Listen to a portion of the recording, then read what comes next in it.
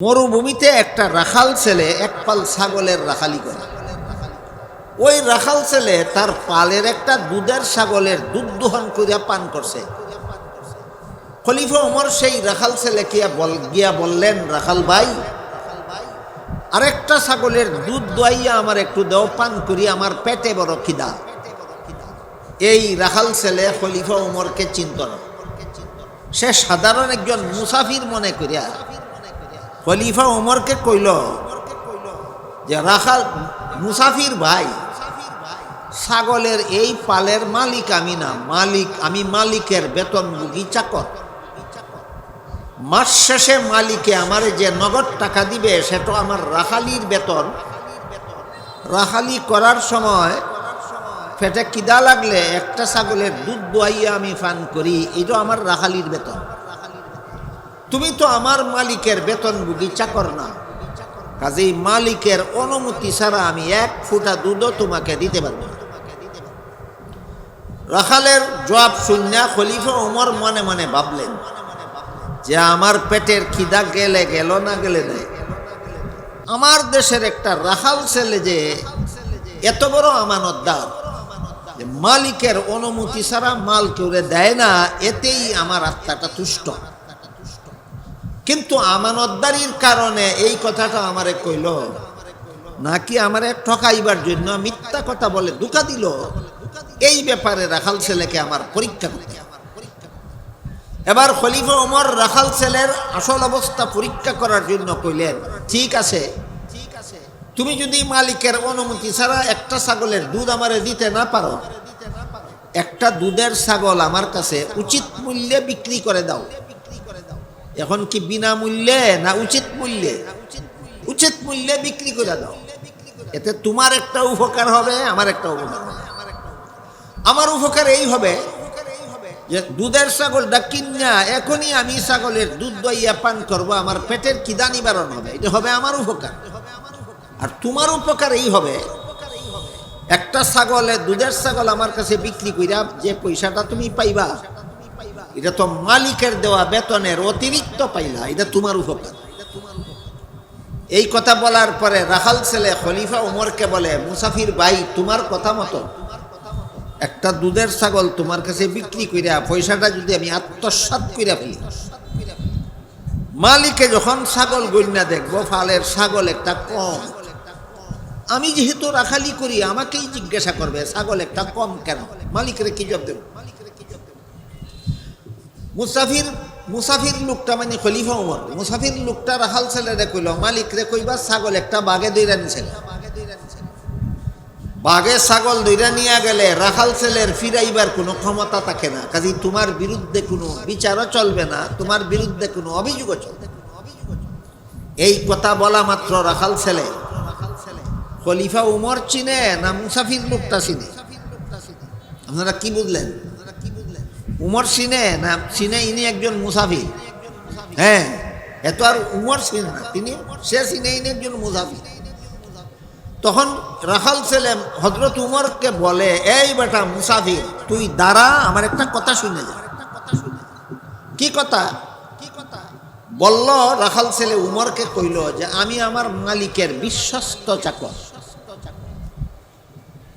আমি যদি মালিককে বলি ছাগল একটা বাগে ধরে নিয়ে গেছে, শতকরা 100 ভাগ মালিকে আমারে বিশ্বাস করবে আমি সত্য কথা কইছি। আমি মিথ্যা কইলে মালিকে বিশ্বাস করবে সত্য কথা কইছি, যেহেতু আমি মালিকের বিশ্বস্ত চাকর। কিন্তু তুই বল, শেষ বিচারের দিন আল্লাহ যখন জিজ্ঞাসা করবেন মালিকের ছাগলটা কি করছিলে, তখন কি জবাব দেব? বুঝে থাকলে বলেন তো। এই একটা রাখাল ছেলে আলেম ছিল, উচ্চশিক্ষিত ছিল না অশিক্ষিত মূর্খ ছিল, কিন্তু তার অন্তরটা কি অন্ধকার ছিল না ইসলামী শিক্ষার আলোতে আলোকিত ছিল? তার অন্তরটা অন্ধকার ছিল না ইসলামী শিক্ষার আলোতে আলোকিত ছিল। এইভাবে আমাদের সমাজের সমস্ত মুসলমানের অন্তর যেন খলিফা উমরের দেশের একটা রাখাল ছেলের অন্তরের মতো ইসলামী শিক্ষার আলোতে আলোকিত হয়। এই জন্য বাংলাদেশের প্রায় সমস্ত মাদ্রাসাগুলির পক্ষ থেকে এরকম একটা ওয়াজ মাহফিলের আয়োজন। কোরআন হাদিসের কথা শুনিয়া, আল্লাহ এবং আল্লাহর রাসূলের কথা শুনিয়া আপনাদের অন্তরেও যদি ওই রাখাল ছেলের মতো ভয় জাগিয়া যায় যে আমি গুনার কাজ করলে কিয়ামতের দিন আল্লাহর কাছে কি জবাব দিব, সেই দিন থেকে আপনার অন্তর ইসলামী শিক্ষার আলোতে আলোকিত হয়ে যাবে। আপনার দ্বারা কোনো দুর্নীতি, কোনো অপকর্ম করা সমাজে সম্ভব নয়। এই কারণে দুর্নীতিমুক্ত সমাজ গড়ার জন্য ইসলামী শিক্ষার কোনো বিকল্প নয়। একমাত্র ইসলামী শিক্ষাই মানুষের অন্তরে এই ভয় জাগাইয়া দেয় যে আমি দুর্নীতি করলে আল্লাহর কাছে কি জবাব। আমার কথা যারা শুনেছেন, বুঝেছেন, বলুন তো, আমি দুনিয়ার জীবনে কোনো অপকর্ম করলে কিয়ামতের দিন আল্লাহর কাছে কি জবাব দিব, এই ভয় কোন শিক্ষার দ্বারা মানুষের অন্তরে জাগ্রত হয়? একমাত্র ইসলাম শিক্ষা, একমাত্র ইসলামী শিক্ষা। অন্য শিক্ষার দ্বারা এই ভয় মানুষের অন্তরে জাগে না। এই জন্য অন্য শিক্ষার দ্বারা বড় বড় ডাক্তার হওয়া যায়, অন্য শিক্ষার দ্বারা বড় বড় ইঞ্জিনিয়ার হওয়া যায়, অন্য শিক্ষার দ্বারা বড় বড় পণ্ডিত হওয়া যায়, বিজ্ঞানী হওয়া যায়, দার্শনিক হওয়া যায়, কিন্তু দুর্নীতি মুক্ত হওয়া যায় না। অন্য শিক্ষার দ্বারা দুর্নীতি মুক্ত হওয়া যায় না।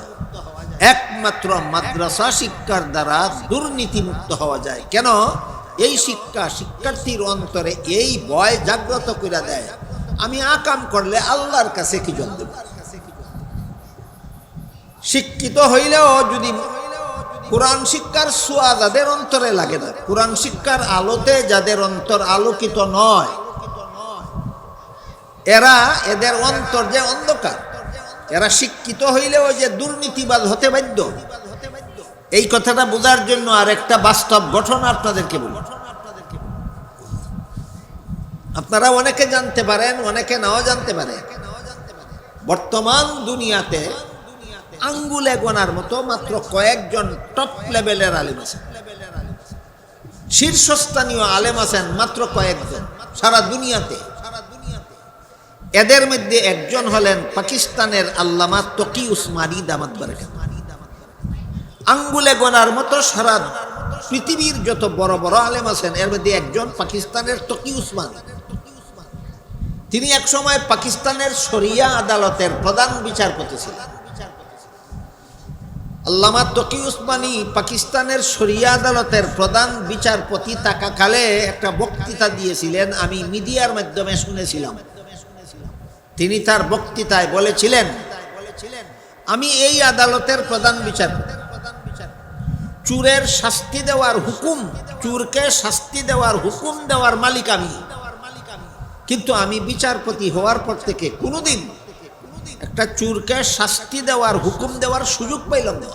কারণ চোরকে আদালতে হাজির করলে আমি শাস্তির হুকুম দিতাম, থানা থেকে চোরের কাছ থেকে ঘুষ খাইয়া চোরের থানার থেকেই ছেড়ে দেয়, আদালতে হাজিরই করে না, আমি হুকুম দিব কিভাবে? চোর যদি আদালতে হাজির করা হয় এবং সাক্ষী প্রমাণের দ্বারা চুরি যদি সাব্যস্ত হয়, তখন বিচারকের শাস্তির হুকুম দিবে। তিনি বলেন, আমি বিচারপতি, আমি হুকুম দেওয়ার মালিক, কিন্তু চোরকে আদালতে হাজিরই করা হয় না, থানার থেকেই ঘুষ খাইয়া চোরকে ছেড়ে দেয়।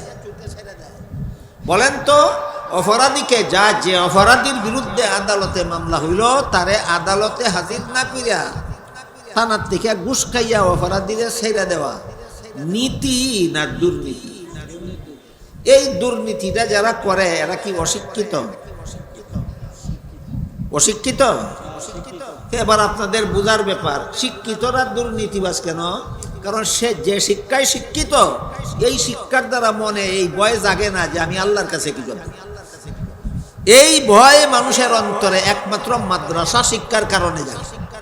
কাজেই দুর্নীতি মুক্ত সমাজ গড়ার জন্য মাদ্রাসা শিক্ষার কোনো বিকল্প নয়। আল্লাহ বিষয়টা আমাদেরকে যথাযথভাবে অনুধাবন করার এবং দুর্নীতি মুক্ত সমাজ গড়ার স্বার্থেই, দুর্নীতি মুক্ত জীবন গড়ার স্বার্থেই আল্লাহ আমাদেরকে এই মাদ্রাসা শিক্ষার সাথে জড়িত থাকার সৌভাগ্য দান করুন। সবাই বলুন আমিন। সুবহান রাব্বিকা রাব্বিল ইজ্জাতি আম্মা ইয়াসিফুন ওয়া সালামুন আলাল মুরসালিন আলহামদুলিল্লাহি রাব্বিল আলামিন। দেন দেন তাড়াতাড়ি দেন।